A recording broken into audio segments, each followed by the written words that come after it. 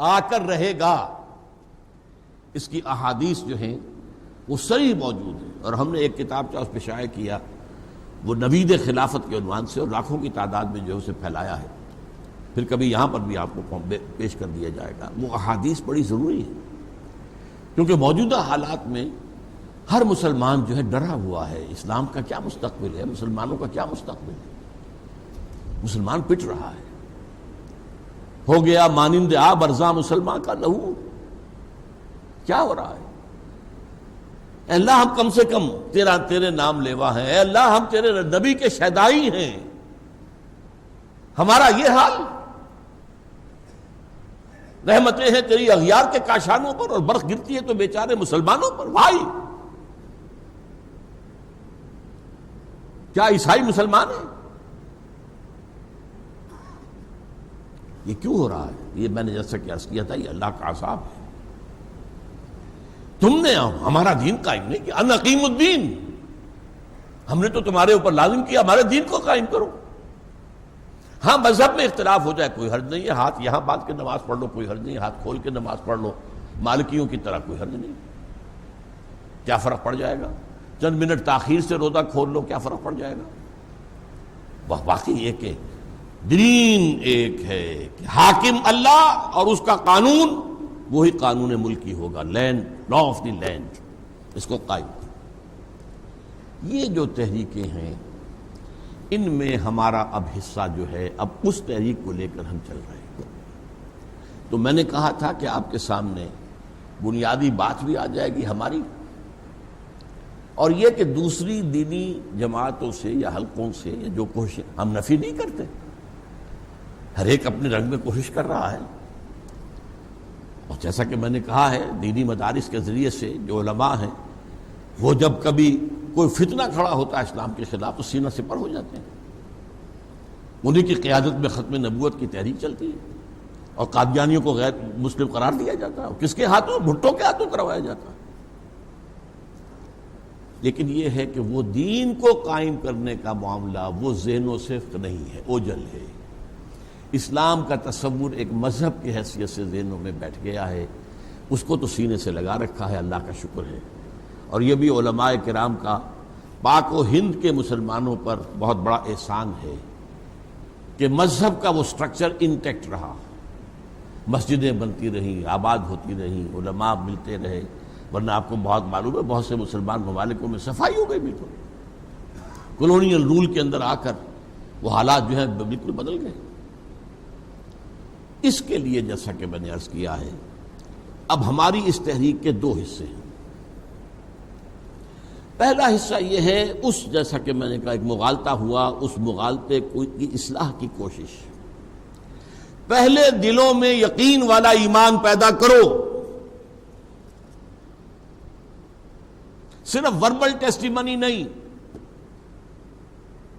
صرف lip service نہیں، ذرا گردنیں جھکاؤ اور اپنے گریبانوں میں جھانکو، یقین ہے، یقین ہے اللہ کی ذات پر اور صفات پر، یقین ہے مرنے کے بعد جی اٹھنے پر، یقین ہے حساب کتاب پر، یقین ہے آخرت کی زندگی پر، یقین ہے شریعت کے اوپر۔ وہ اگر یقین نہیں ہے پھر وہ کام نہیں ہو سکتا جو حضور نے کیا تھا۔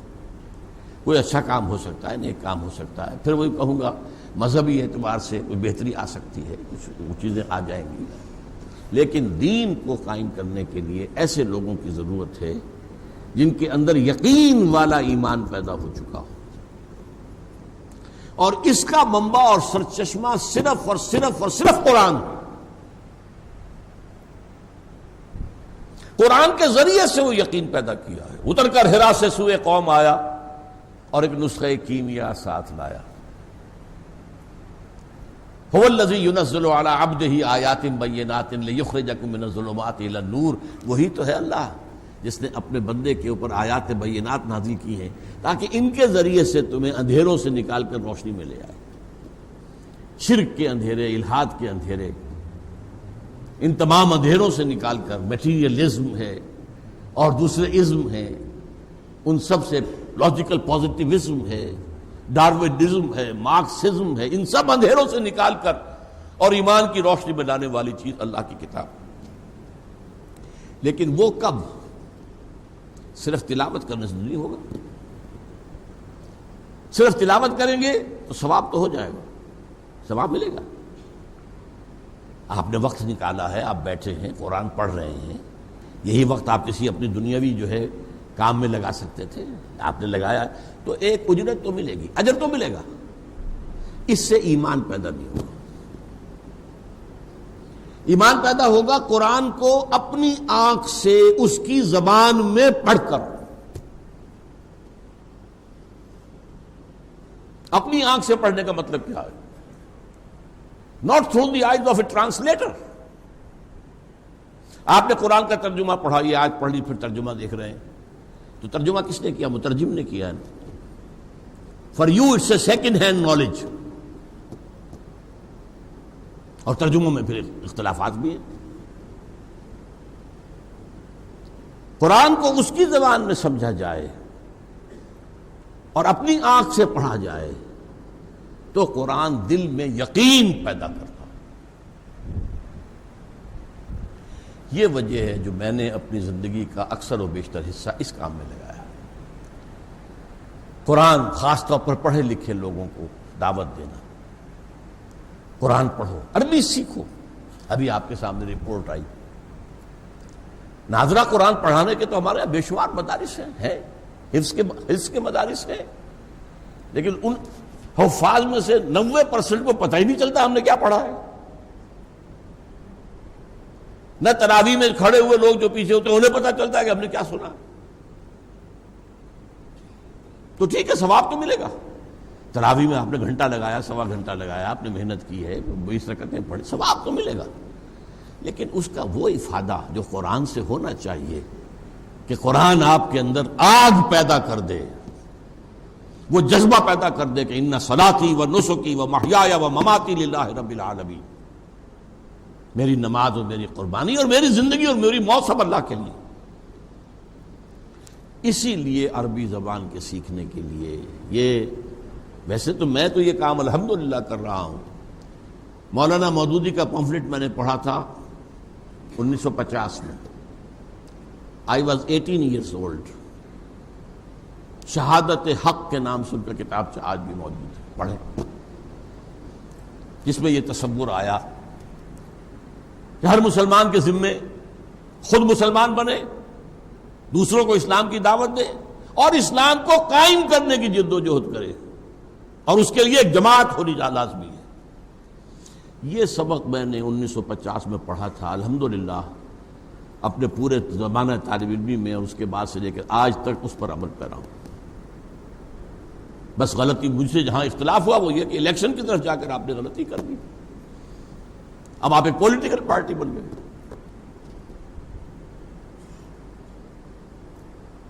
اس حوالے سے میں نے پھر وہ تو کام میں ہمیشہ کرتا رہا، لیکن یہ کہ خاص طور پر 1965 میں منتقل ہوا تھا لاہور ود ریزولو کہ اب مجھے وہ تحریک خود اپنے بل پر جو بھی صلاحیت اللہ نے دی ہے. پہلے میں انتظار کرتا رہا، جماعت اسلامی سے بعد بڑی بڑی شخصیتیں بھی علیحدہ ہوئی تھی اس زمانے میں. مولانا امین حسن اصلاحی، مولانا عبد الجبار غازی، مولانا عبد الغفار حسن ابھی حال ہی میں انتقال ہوا ہے، اللہ تعالیٰ ان کی مغفرت فرمائے. بڑے بڑے لوگ تھے. شیخ سلطان احمد صاحب تو غالباً ابھی باقاعد حیات ہیں، اللہ تعالیٰ انہیں زندہ دے، طول زندگی اور دے اور صحت دے.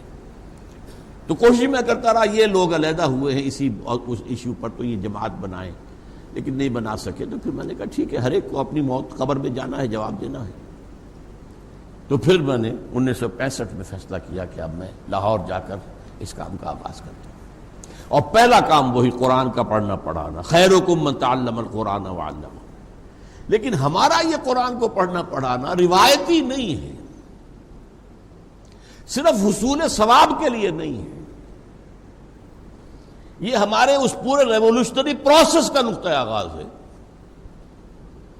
کہ اس کے ذریعے سے پہلے ہمارے اندر انقلاب آئے، ہمارے اندر انقلاب آئے، ایمان پیدا ہو، یقین والا ایمان، برننگ فیتھ. وہ ایمان جو ہے قرآن مجید کے ذریعے سے، تو اسی کی آپ نے کوئی داستان سنی، اسی کے لیے کوششیں ہو رہی ہیں، اسی کے لیے 1972 میں نے لاہور میں انجمن خدام القرآن قائم کی، پھر یہ انجمن خدام القرآن کراچی سندھ کراچی قائم ہوئی، وہاں قرآن اکیڈمی بنائی، یہاں قرآن اکیڈمی بنی، پھر ملتان میں اور جگہوں پر بھی چھوٹی چھوٹی اکیڈمیز بنی۔ مقصد کیا؟ قرآن عربی اس کی اصل زبان میں اپنی آنکھ سے پڑھنے کے قابل ہو جائے تو یہ تمہارے اندر اتر جائے گا۔ علامہ اقبال جیسے کہتے ہیں، چوں بجاں در رفت جہاں دیگر شود، جہاں چو دیگر شد جہاں دیگر شود۔ جب قرآن کسی کے اندر سرایت کر جاتا ہے تو اس کے اندر انقلاب آ جاتا ہے۔ پہلے وہ کچھ اور سوچتا تھا، اب کچھ اور سوچتا ہے۔ پہلے زندگی عزیز تھی، اب موت زیادہ عزیز ہے، شہادت کی موت۔ شہادت ہے مطلوب و مقصود مومن، نہ مال غنیمت نہ کشور کشائی۔ وہ اندر کا انقلاب جو ہے وہ پھر ہے در حقیقت جو دنیا میں انقلاب لانے کا ذریعہ بن سکتا ہے۔ تو ہمارا قرآن کا پڑھنا پڑھانا بھی روایتی نہیں ہے، بلکہ اس مقصد کے لیے ہے۔ یہ وہی منہج انقلاب نبوی کا حصہ ہے کہ آپ کیا کرتے تھے؟ یتلو علیہم آیاتہ ویزکیہم ویعلمہم الکتاب والحکمہ۔ The starting point of that process of revolution was یتلو علیہم آیاتہ، آیات خدا بندی پڑھ کر سنانا لوگوں کو۔ اچھا، ان کا معاملہ کیا تھا؟ صرف سنانا کافی تھا، کیونکہ زبان سب کی عربی، قرآن عربی میں ہے، اس پر درس دینے کی ضرورت نہیں تھی۔ ہمیں درس دینے کی ضرورت ہے، کیونکہ عربی زبان اپنی ہے ہی نہیں، اور تاکید ہم کرتے ہیں کہ عربی پڑھو تاکہ خود اپنی آنکھ سے، خود تیرے ضمیر پہ جب تک نہ ہو نزول کتاب، گرہ کشا ہے نہ راسی نہ صاحب